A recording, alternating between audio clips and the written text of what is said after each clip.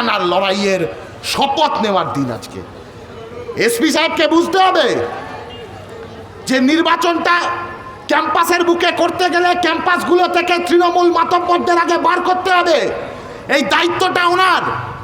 বাইরে খাকি উর্দি আর ভেতরে তৃণমূলের দেওয়া স্যান্ডো গেঞ্জি পরে যদি নির্বাচনের সময় ক্যাম্পাস দখল করতে তৃণমূলদের হাত ধরে যান, তাহলে তৃণমূলও যেমন ক্যাম্পাস থেকে বের করে যাবে, তৃণমূলকেও যেমন দূর দূর করে ঘাড় ধাক্কা দিয়ে ক্যাম্পাস থেকে ছেলেমেয়েরা বের করে দেবে, এই এসপিকেও তেমনি কিন্তু ঘাড় ধাক্কা খেতে হবে এই মালদা জেলার প্রতিটা ক্যাম্পাসে ক্যাম্পাসে।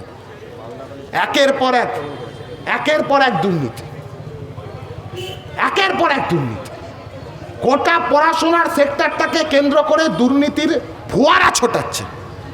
এখন নতুন দুর্নীতি শুরু করলো।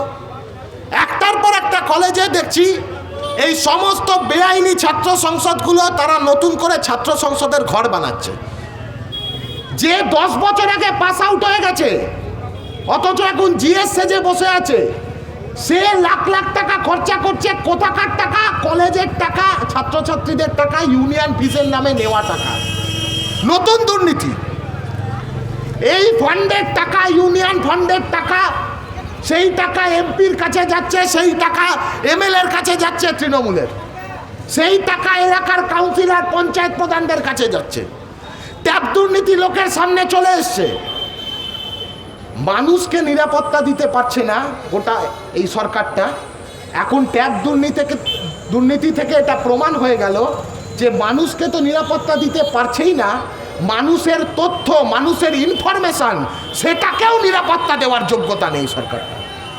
একটা পোর্টাল বানিয়েছে, যে পোর্টালের মিনিমাম কোনো নিরাপত্তা নেই। এসে হ্যাক করে নিয়ে সমস্ত তথ্য নিয়ে টাকা গায়েব করে দিয়ে চলে যাচ্ছে।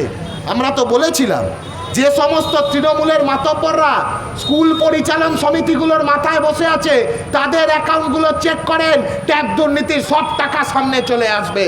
এই একই পদ্ধতিতে স্কুল পরিচালন সমিতির নির্বাচন বন্ধ করে রেখেছে। একটা স্কুলে কোনো পক্সো কমিটি নেই। আমরা বলছি না, ভারতবর্ষের সংবিধান বলছে যে গোটা দেশের সমস্ত স্কুলে ছাত্রীদের নিরাপত্তার জন্য পক্সো কমিটি রাখতে হবে। আমাদের রাজ্যের বুকে মহিলা মুখ্যমন্ত্রী, অথচ একটা স্কুলে কোনো পক্সো কমিটি নেই। একটা স্কুলেও স্কুলের জন্য স্কুল শিক্ষায় কম্পোজিট গ্রাউন্ডের টাকা দেওয়া হচ্ছে না। সরকারি স্কুলগুলোকে পরিণত করা হচ্ছে হানা